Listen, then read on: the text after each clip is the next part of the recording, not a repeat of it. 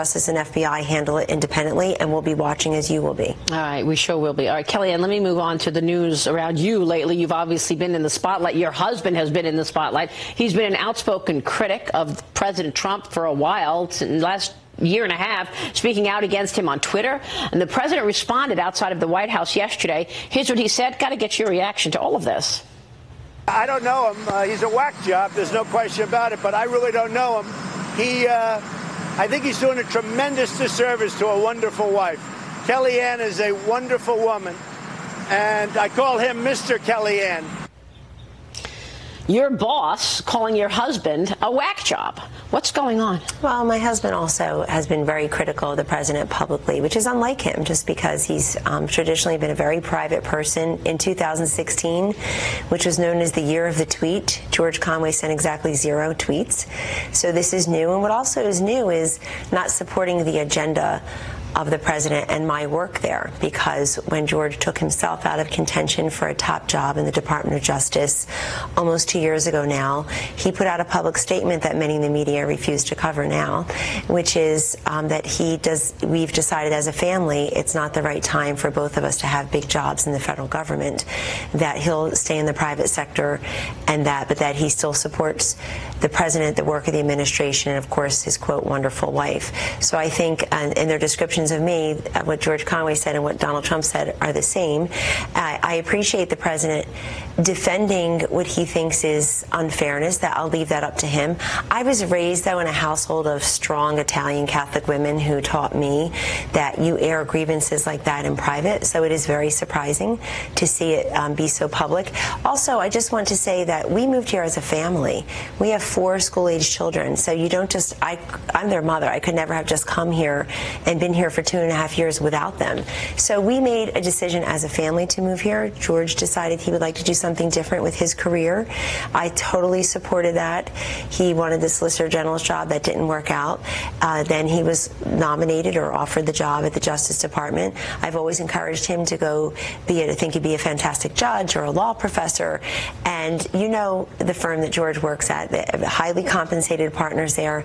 So when a wife of a partner at that firm, now he's of counsel, says, gee, go ahead and do something different, go ahead and do something different. It's great encouragement to go take a government job. Yeah.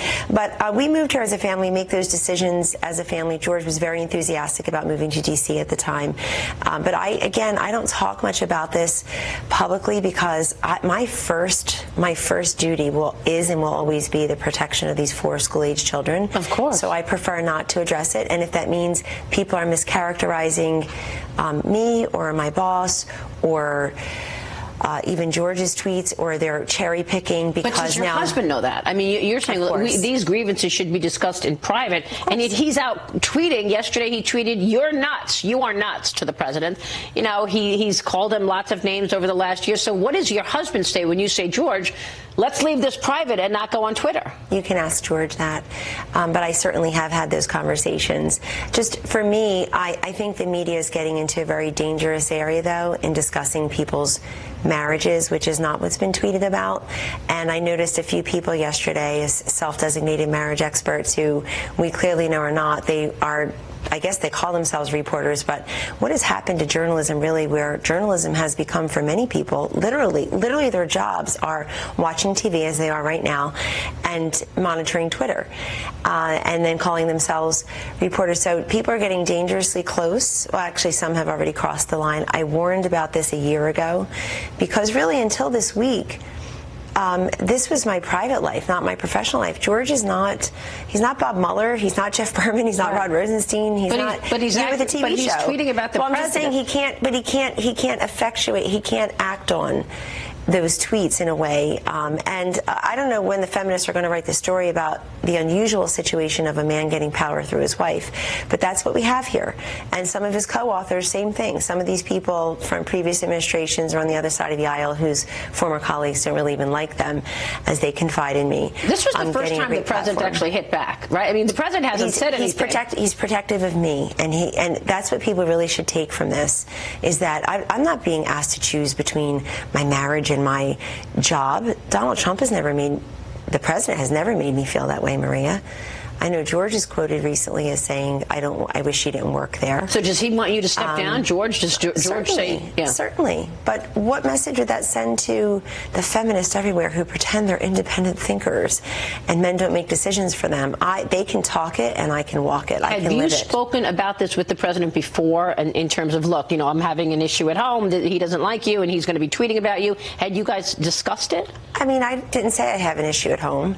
You're saying that, and others shouldn't say that either. No, you're right. I don't mean an issue with your husband. I mean, saying that, but it is odd. It's odd. Your husband is out publicly trashing your boss. It's not just unusual. It's unusual for George, who people know is a very private person, who really hasn't weighed in on many different matters over the years.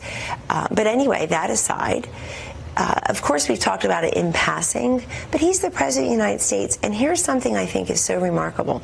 People somehow think they have an equal platform to the president of the United States. Not George, but a lot of people out there constantly attacking the president on Twitter and Facebook and elsewhere.